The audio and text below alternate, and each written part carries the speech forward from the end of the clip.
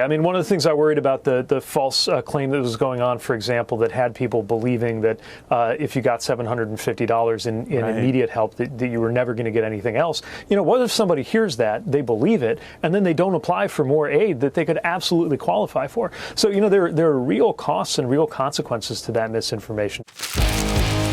Hi, I'm Ana Marie Cox. This is 90 Days with Ana Marie Cox. It is an election countdown podcast, and there are 20 days until the presidential election. Now, things likely won't be over then, and the news I have to share with the audience is that this podcast will continue. After the election, we'll be doing a negative countdown after day 0. I love that. Flip it. I love it as an idea. Not sure I love it as a democracy thing. Election day seems like a good day for the election to be over. It's not the world we live in anymore. In any case, right. The voice you're hearing is Josh Gondelman. He is a writer and comedian and a friend of the pod. And we booked him today because we thought it'd be good to have a comedian on.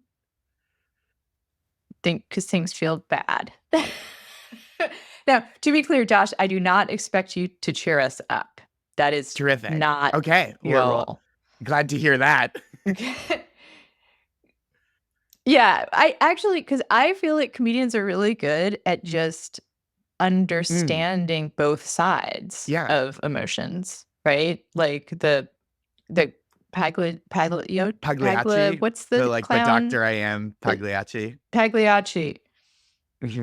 But Dr. I am Pagliacci. Yes. So, Josh,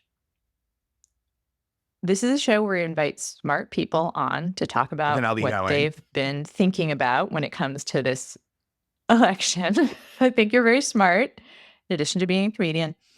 What are you thinking about? What's taking up your energy and bandwidth when you think about the election right now? Has been like kind of sticking with me the last few weeks is something, I don't know if this older relative in my life wants me to put them on blast, but someone in my family, and this is in a loving way because I agree with this, but an older relative said to me a few weeks ago, I wish it's fine. Whoever Dick Cheney wants to vote for, let him vote.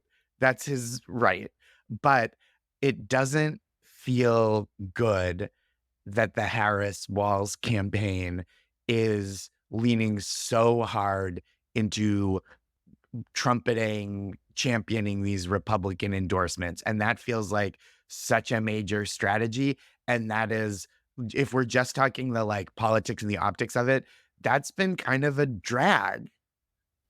I don't even think that's just a politics optics thing. I think that is, how do I want to phrase it? I mean, it is politics. Sure, that's but it's not just optics because it has a real emotional impact on the people who were most excited about the Harris-Walz I know that the campaign.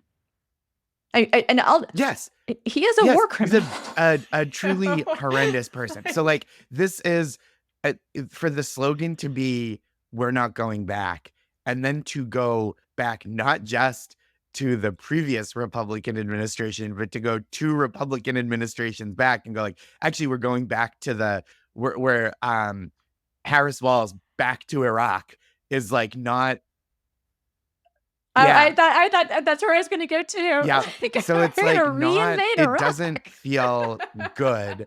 And it doesn't like, there's only so big a tent you can have before you're like, fuck it, take down the tent. The party's just the whole lawn.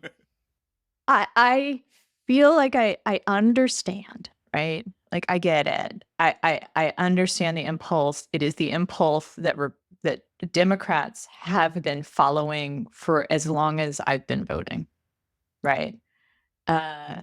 Bernie Sanders being the only, and Elizabeth Warren, my gal, my president, Elizabeth Warren, I think bucked that. And, Bernie showed that could be a powerful call, right? I'm wearing a Beto t-shirt, and he also was refused to go to the middle on a lot of stuff and lost, but almost won against Cruz. So I feel like there have been candidates that have shown you don't have to do that. But I understand that is the risk involved there probably seems really high. It's just such a new thing to do for Democrats to like just not try and grab at those moderates. I would say though, I think like a couple things, like I think this one effective version of this strategy, right, to me feels like when you see Mayor Secretary Pete Buttigieg go on Fox News and not to court Republicans by saying like, I'm doing Republican stuff, you have to like me, but to make the affirmative progressive case to people that maybe aren't hearing it from the source and are only hearing a perverse version of it. And that I go, yeah, if you gotta, you can't just preach to the choir, you've got to go where you can convert people with thoughtful, good, wholesome, effective political messaging. And that I go, sure, that feel, regardless of the social and political and intellectual and philosophical toxin that is Fox News, that's the devil's bargain of like, I'm going to reach these voters because I think these people would benefit from hearing, and I think the campaigns would benefit from hearing from me rather than from their ghouls. Yeah. Their caricature of what a Democrat is. I agree with that. And ironically, I think Tim Walz has done that in his career and continues to do that a bit. Like he's been very forceful in his messaging about like school lunches, right? Yeah. And libraries, like not banning books and making that affirmative case. But like I heard him walk back his criticism of the Electoral College, and that was like, why? Like, why do that? Because I guess it's official Democrat policy to not criticize it. Like, I didn't even really understand. But the thing that I keep coming back to, and one of the reasons I was so excited about picking Walz, is that he has shown in Minnesota that policies that appear to be in our country, only in our country, wildly progressive, like free lunches, right? Like abortion, are popular. Yes. With everyone. And except for the extreme right. right. I think we can wrap this back around and go like, what is this like dormant sleeper cell of Dick Cheney super fans waiting to be activated by the Democratic Party that is like the Republic? Like, I don't think that's enough people. First of all, I don't think it's enough people to like make a difference rather than courting progressives and staunch Democrats by like appealing to the people that you dancing with the ones that brung you, if to use a colloquialism. But also like, what does I mean? I'm not the first person to point this out, but like, what is being said about the party when you're going? We have Dick Cheney and we have Alberto Gonzalez, right? Alberto Gonzalez. And you go, oh my God. Yeah. Like worse than Dick Cheney. Like, please, no, you go. And Here's the thing. Here's the thing is that I believe that young people could be the deciding factor. And that's kind of crazy. It goes against a lot of traditional, like conventional wisdom and even like even some history about who turns out to the polls. But, Taylor Swift effect, right? Like, and also the clear fascism, right? Of the MAGA Republican Party and the ways that these young people have seen children in cages, right? Like for them, that's a formative political experience, was seeing children locked up, right? And seeing books being banned. Another formative political experience, 2008, right? Like the financial crisis. Like I feel like, and also it is shocking to me as someone who marched against both Iraq wars that the Iraq war is now considered such a huge disaster, humanitarian crime, like among young people. Like, it's just very clear. Always was, as you know, right? And so it's like, it's good. Yeah. Yes. But that was an unpopular opinion. Like, what's amazing is that was real unpopular. Right. It is good that young people are looking back on that with clarity, right? Seeing like very clearly, like, oh, this was wrong and bad, and we shouldn't do it, and we shouldn't do it again. Which is, I mean, this is a separate tangent, so we'll save it for later. But oh no, I think it's not a separate tangent, because what did those people think when you bring Dick Cheney on stage, right? Like, do you kind of cancel the Taylor Dick Swift Cheney effect if what you're doing, right? And I mean, again, I'm not defending when I say I understand the logic. I just understand the logic. Like, as a progressive person who went through periods of not calling myself a Democrat because it was just so disappointing. Like, I don't want to be identified with the losers, to see them just do it again. This is one of the more disappointing versions of it in my adult political life, because it is really aligning with the people who not just have done horrible things to America and the world, but who are known as enemies of the Democratic Party, not by their choice, right? It's not just that Dick Cheney doesn't like the Democratic Party. It's that people who hold values that the Democratic Party claims to espouse loathe what this man stands for and what he's done. And so, like, to then be like, and he's voting for us too, is like, I don't think that says the thing you think it says. Yeah. And I mean, this is sort of getting to like the deep fear I have, right? That I kind of want to process a little bit. Like, yeah, I'm just feeling really scared because there is a person Trump, I must say, there is a person whose name is Donald Trump, who is at the top of the ticket of the Republican Party, and he has talked about rounding up dissidents. Like, and having the National Guard, I think, was it take care of them? I don't remember that. I can't quote it as well as you can, like, but it's really bleak.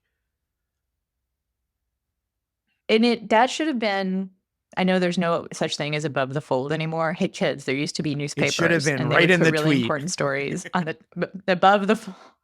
But it should have been in the tweet. It should have been like the first thing when you opened up the webpage. It should have been covered on every channel.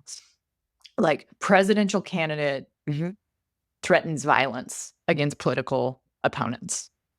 And that is the number one story. Like, the number one story. And it wasn't. And the Times, I did a screenshot of this on Blue Sky, which everyone who's on Twitter should be on Blue Sky. If you're a young and you're not, that's fine. But the Times, app front page, the top story was Trump voters who don't believe Trump. And it was kind of like, hey, he's threatened violence. Why don't his voters believe he's actually going to do that? And that's like an abstraction, like it bothered me. It's like not covering the actual thing. It's like covering the, isn't that weird? I think that's like an interesting analysis and like discussion of kind of a knock-on effect. But I do think we're talking primary source is important. And it's not necessarily important because everything he says is literally true, which it's not. But the fact that a presidential candidate is saying this is like truly ghastly and has been, I hate talking about like normalized, but we are kind of like numb to it, like as a culture, which I think we should not be. Yeah. I mean, my version of that story, if I was the assigning editor at the Times, where a lot of things would be different, but if I was the assigning editor at the Times, and you're not going to do the top story being just like, he fucking said this, and also here is his plan for it, and here are historical precedents, and here is whether or not he could actually do it. I mean, that would be a part of the story about whether or not he could actually do it, but it wouldn't be the top line. The top line would be he threatened it. And then you would go through other stuff. And you could include, like, as a secondary story, do people believe him? But you know what I think the most important secondary story would be is the people who believe him. People want this. That's like, why the people who that's want why it. most people are voting for him. I don't think most people vote for a presidential candidate because they go, probably is not going to do that, so it's fine. You know, like there are people that are energized by him saying that. And I think that is, I wish I could remember who wrote this years and years ago, but like that is the dominant viewpoint within today's Republican Party, right? Certainly among voters, is like the people that like what Trump says and thinks that what he says is cool and good. And so like that is important to analyze, because it's not just like, who are the fucking hedge fund managers who don't think he'll actually send the National Guard to murder everyone at the Times Square subway station if someone hops a turnstile. Who are the people that are like, sick, they deserve that? Yeah, and also there is sort of like a Nazi bar problem in this, which is that, okay, the Nazi bar analogy is if you're the bar, if you let Nazis in the bar, eventually you become the Nazi bar. Or if you let Nazis in your political speedboat flotilla or whatever it was yesterday, right?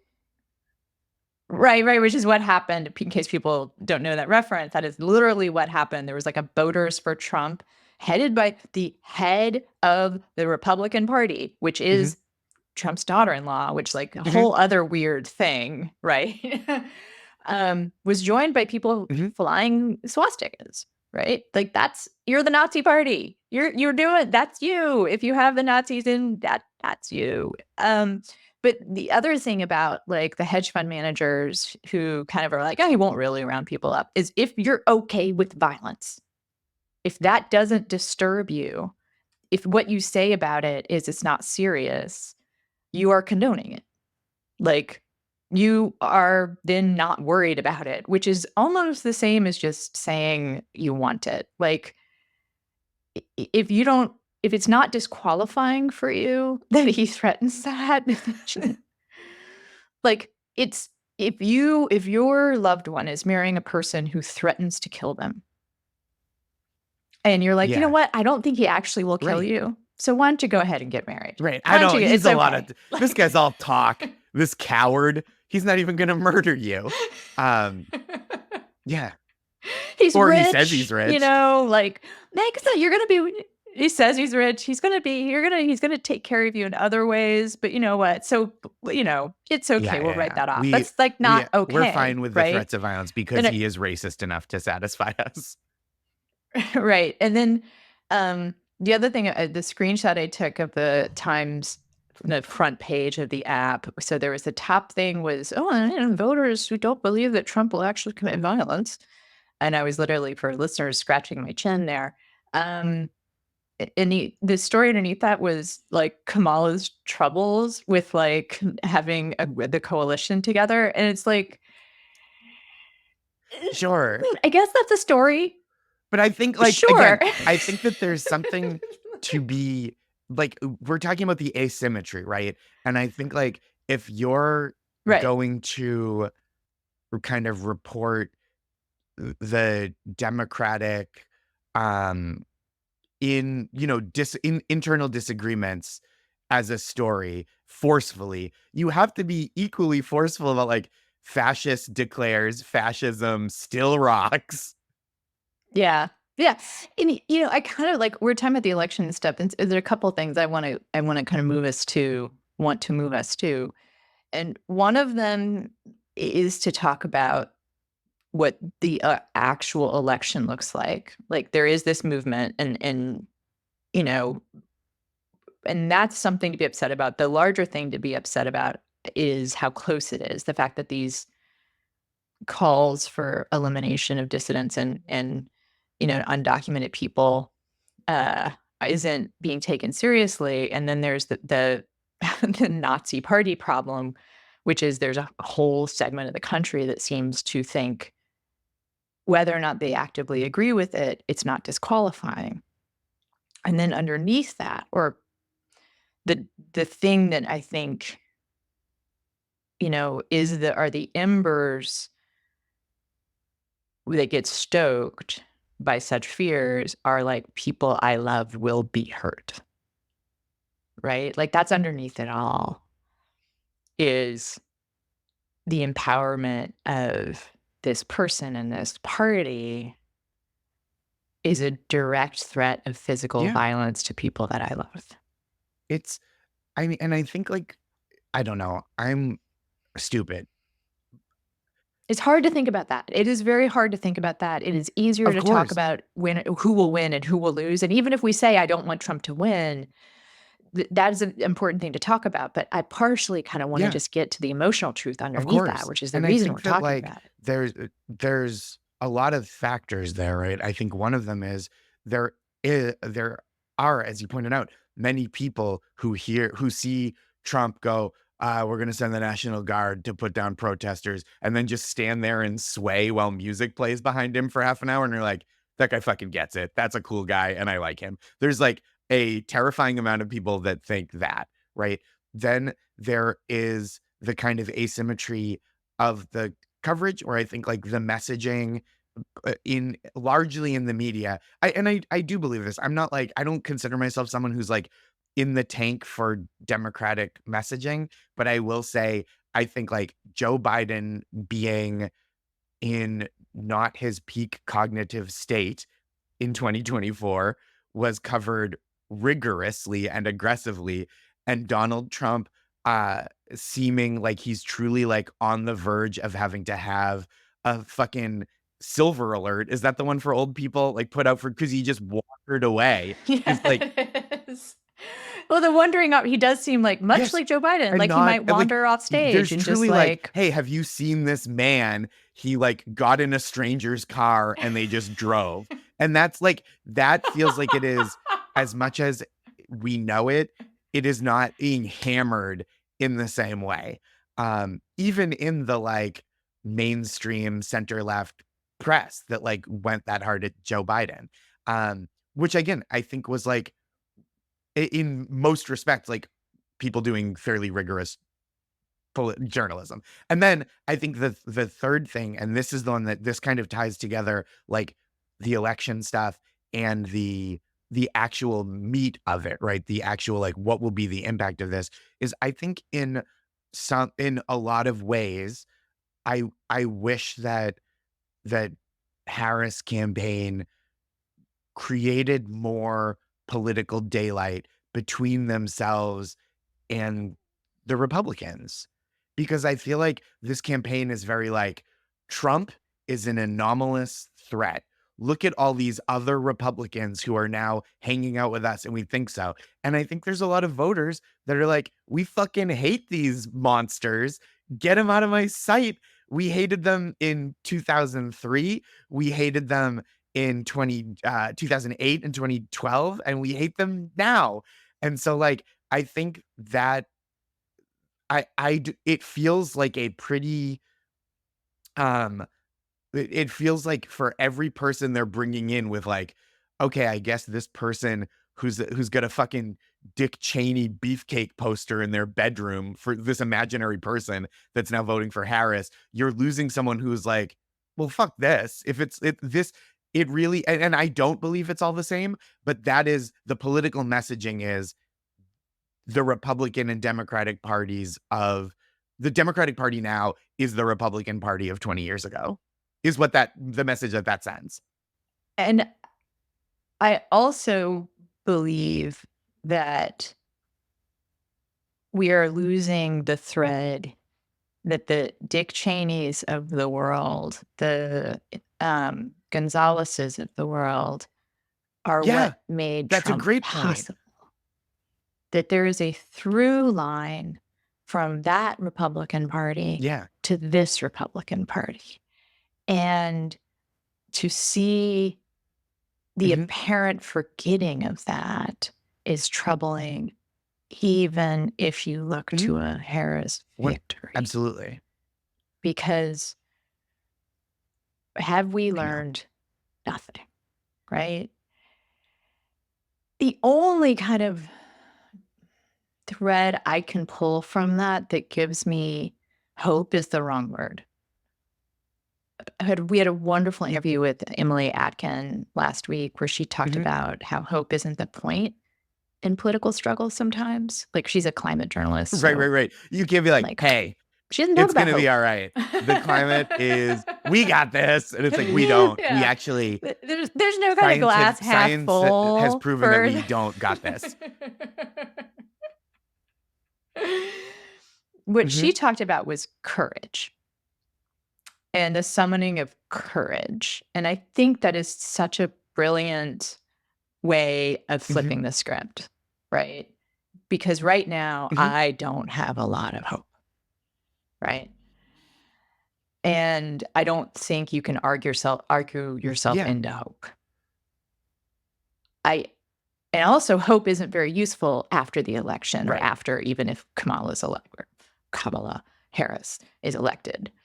Courage is going to be useful, an important thing, no matter I think who winds up in the White House. Way to put it. And I think that's like, it is, I think there's a politics of my youth that felt very hope driven. And I think that was a really thrilling way to feel, right? To be like, hope that things can get better. And I think that's how it really taps into the level on which it is comfortable to engage with politics, right? Of like, I vote and then I hope.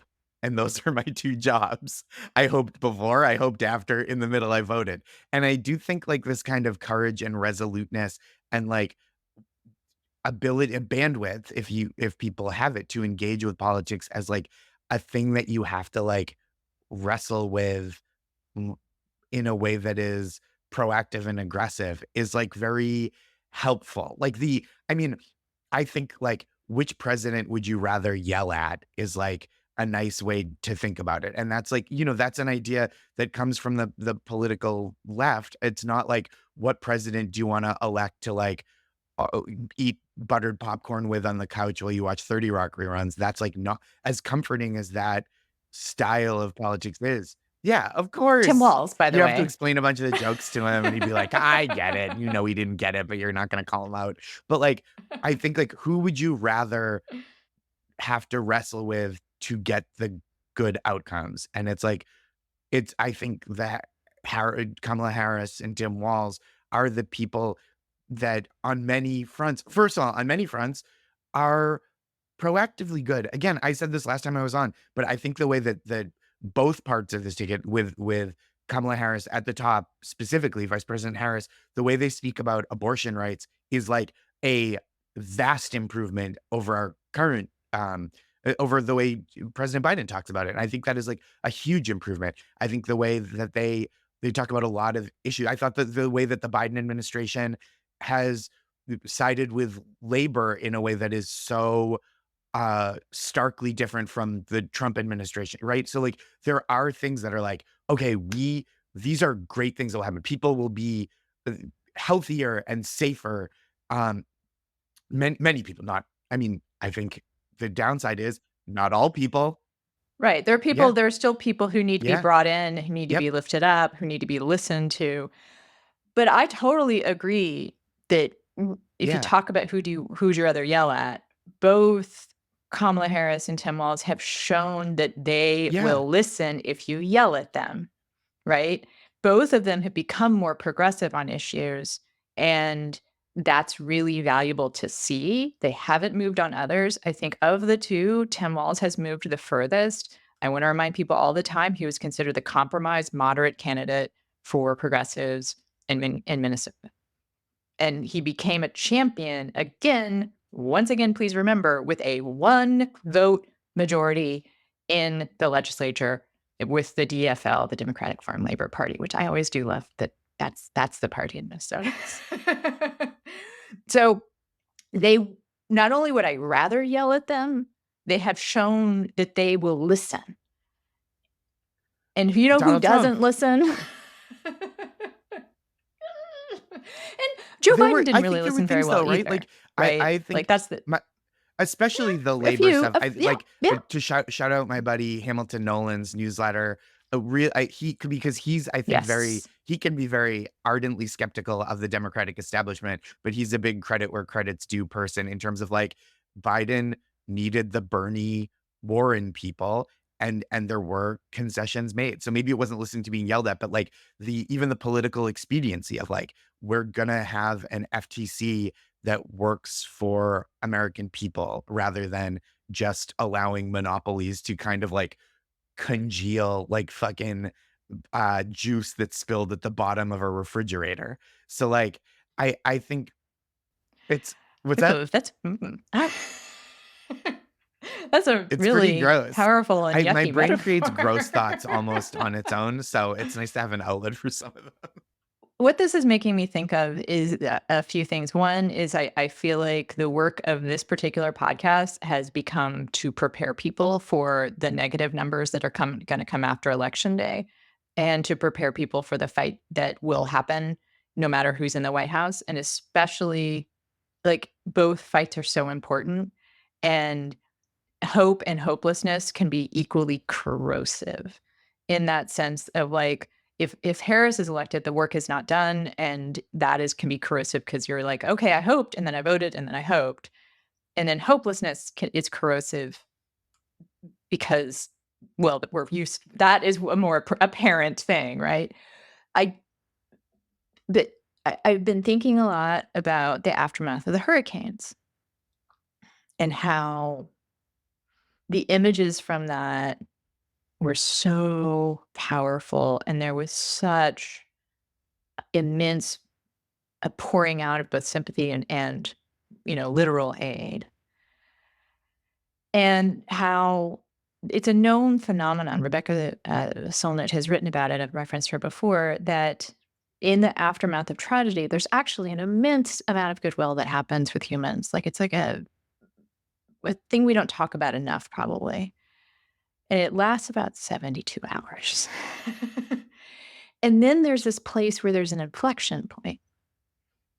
And it can kind of go south, but also there's an inflection point for doing more. And I don't know the studies about this, but my gut tells me that that inflection point becomes more likely to trend towards further unity, further community, further resilience if you establish resilience to begin with. That's a very thoughtful way to put that. I appreciate it. If you are building community before the tragedy, then the chances that you will continue to build community afterwards are stronger, right? Are better.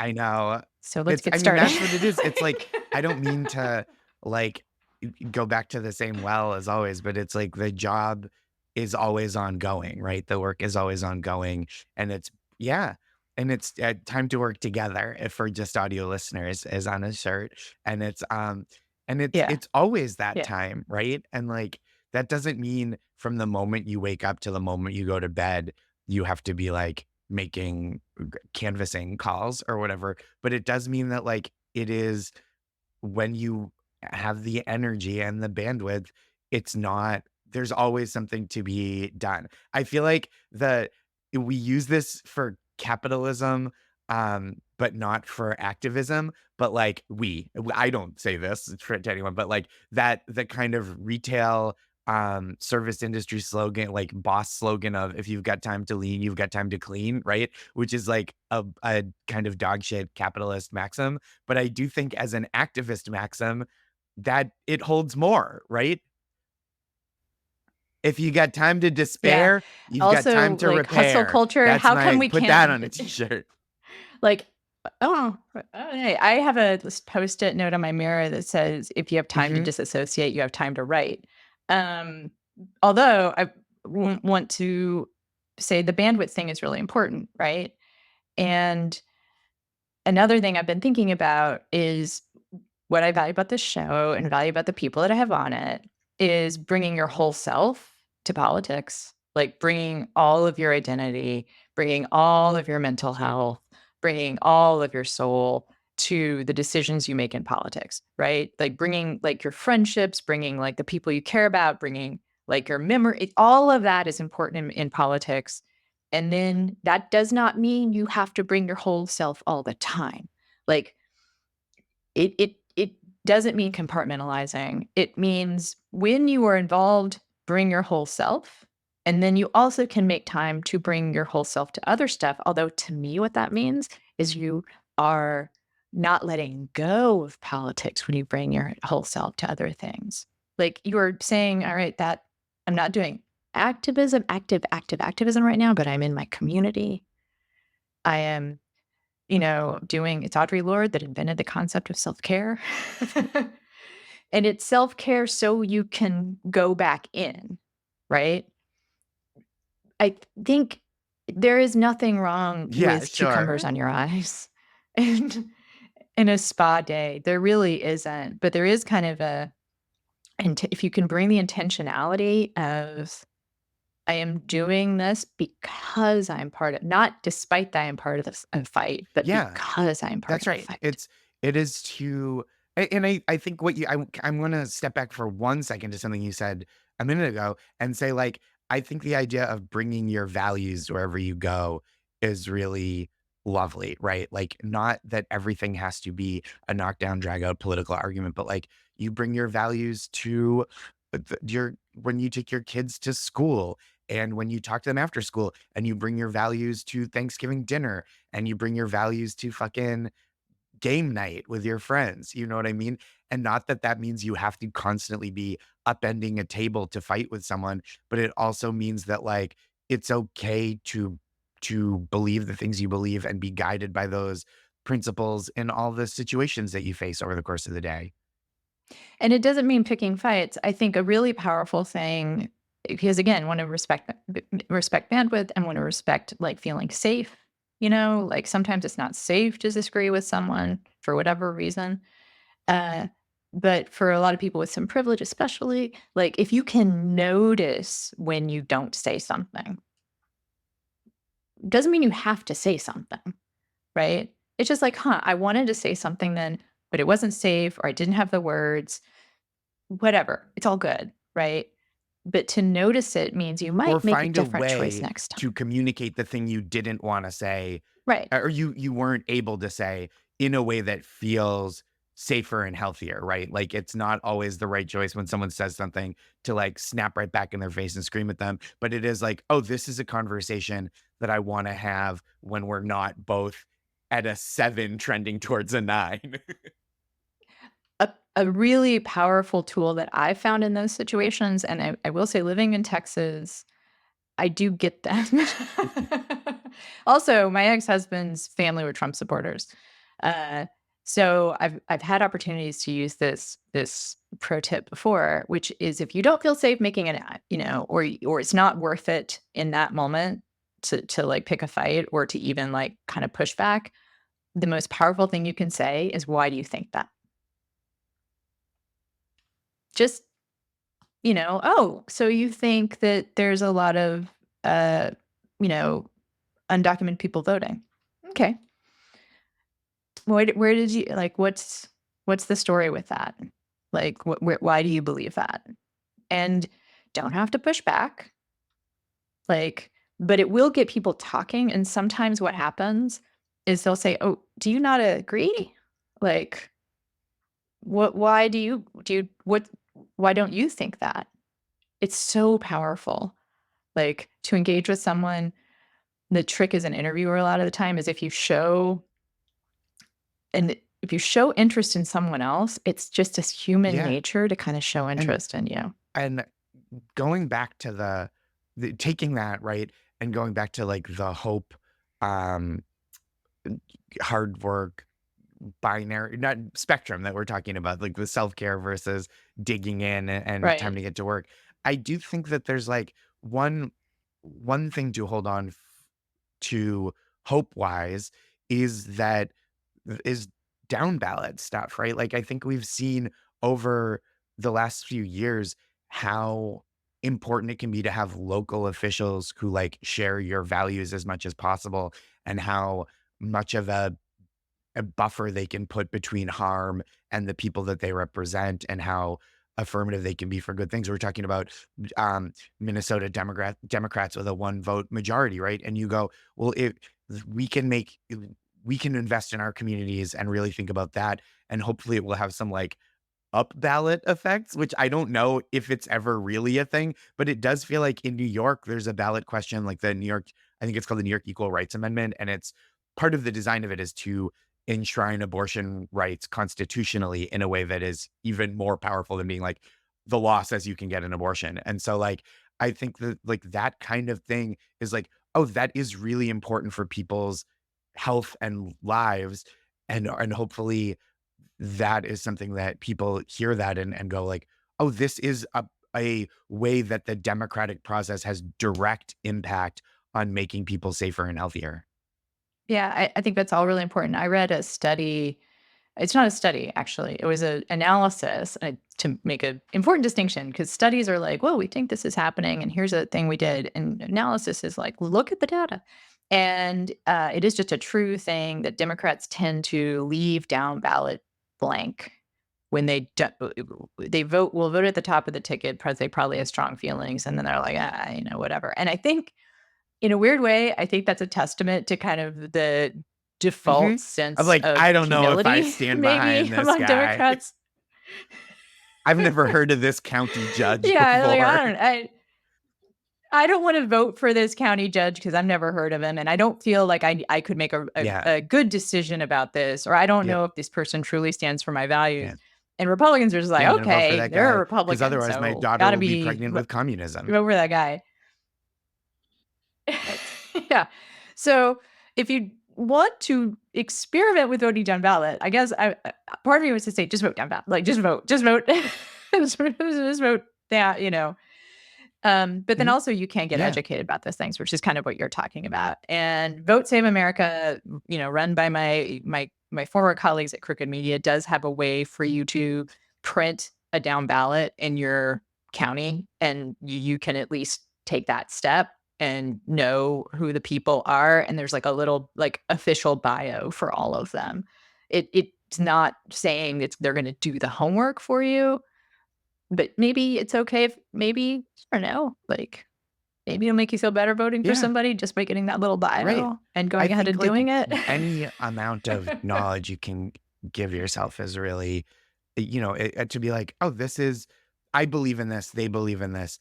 And it staves off like, especially because you don't know how corrosive some of the other you might be up against a person that they might be up against a person that's like, I don't think kids should be taught to read because then they might read the word gay. And it's like, that's like on the political spectrum now. These people are winning elections. Yeah, because the conservatives have taken down ballot a lot more seriously.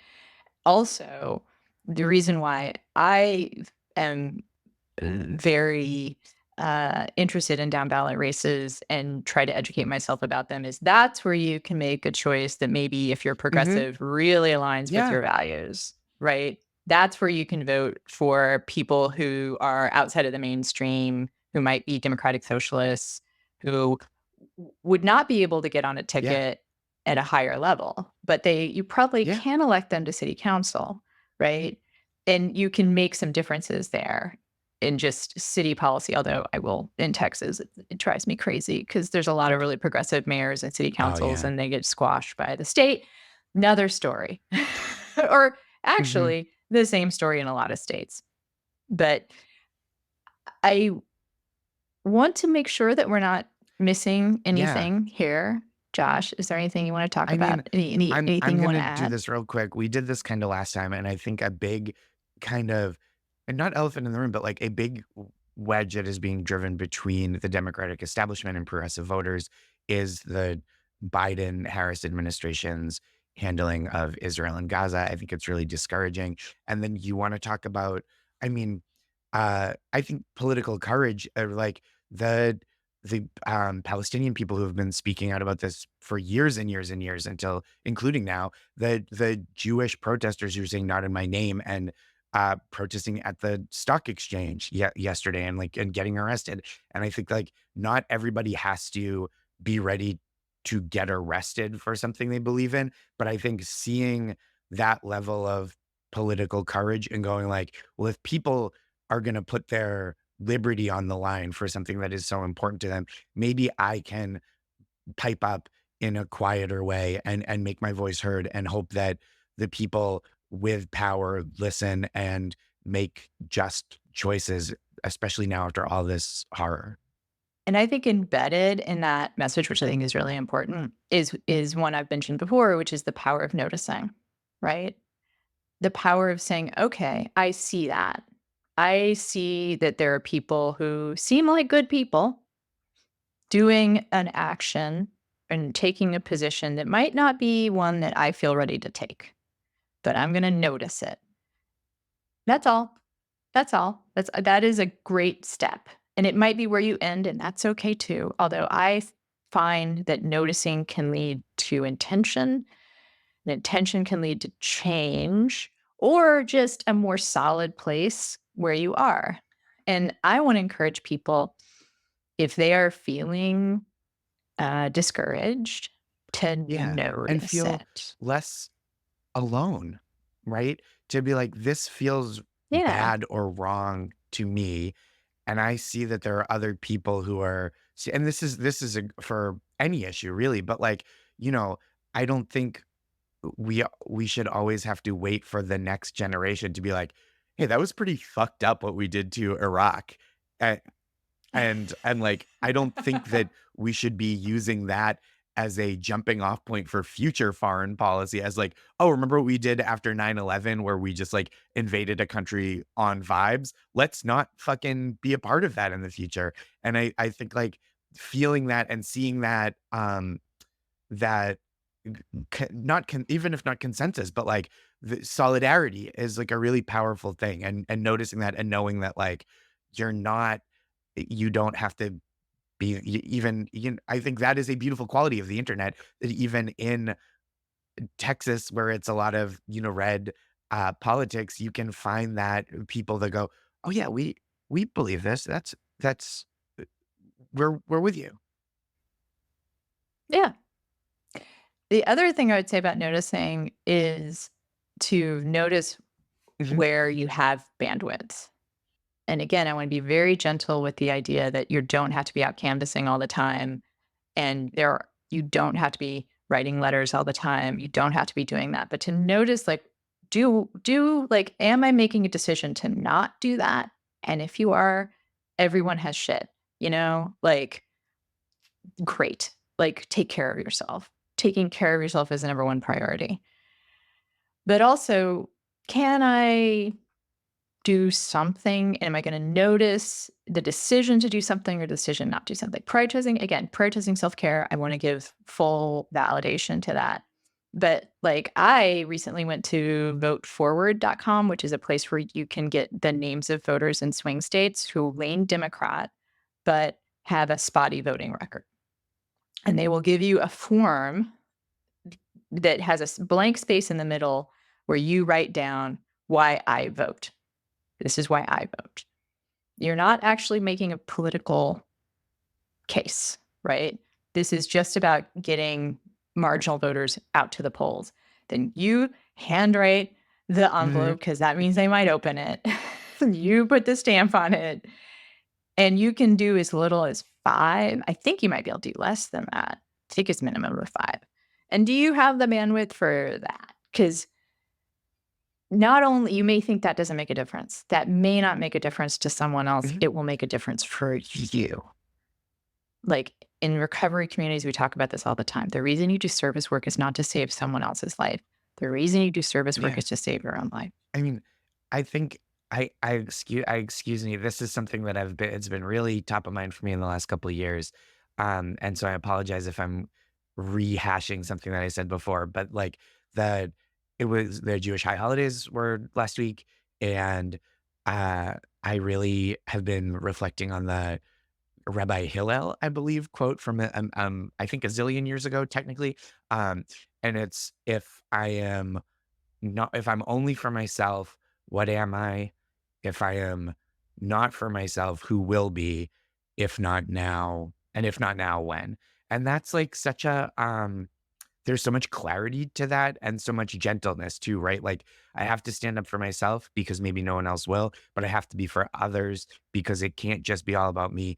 And if I'm thinking about taking this action, there's no time like the present, which you could fucking etch on driftwood and put up in anyone's kitchen in America. So like, I just think that that's like a very clear and simple guiding principle for me of late. On that note, so this has been 90 Days with Ana Marie Cox. I've been talking to Josh Gondelman. He is a writer and comedian and Thank you. good person. You should follow him on his various socials. You should go see him. I do. I have joshgondelman.com right? For live dates and stuff. And then I have a Substack that I write every week called That's Marvelous, where I give pep talks, and it's joshgondelman.substack.com. I do think that's really funny. Like we've been talking about like summoning hope and, kind of what it feels like to have despair. And you are very well known in social media for giving pep talks. So anyway, all right. So 90 Days with Ana Marie Cox. There are two things that are really important right now. One is that you make sure that you are registered to vote. There's still time in some states, not in others. Check your registration. Also, voting is open in some states. And here's a bonus. If you vote early, people will stop calling you and sending you texts to get out your vote. I know. So go vote early and you'll stop hearing from Democrats trying to get your vote and trying to get your money. And also you can vote for this show in the Signal Awards. And I believe voting closes real soon. But if you're in line, stay in line. After tomorrow. I will get pizzas delivered to you. That is not actually true, but you should go to signalaward.com and vote for us. That would be really helpful. Vote.signalaward.com. And if you're listening to this as a podcast, it is also available as a video where you get to see my cool t-shirts and also the Star Wars wallpaper behind me, which is also very cool. And if you are watching it on YouTube, of course, you can listen to it as a podcast. We are available in multimedia form. Again, it's 20 days until the election. Create resilience and community now, because you never know when you'll need it. Bye. It's been a tough time lately, right? The news has been tough. And when the news is hard and sad, I, like many of you, we all do the same thing, right? When the news is tough, we all look to see what brands are posting on Instagram. And we just gotta know, right? I look to Applebee's to find my moral compass. I'm like, how do I feel at times like this? And if the brands aren't posting, I yell at them. Under a picture of a salad, I'm like, Olive Garden, the volume of your silence is exceeded only by the volume of your never-ending pasta bowl. I get so mad when Olive Garden doesn't speak out about atrocities. But what do I want the Olive Garden to say in times of international crisis? Like, at the Olive Garden, when you're here, you're family. And families are being separated at an alarming rate at America's southern border, which is why this month only, all unaccompanied minors receive unlimited breadsticks. What are we doing here?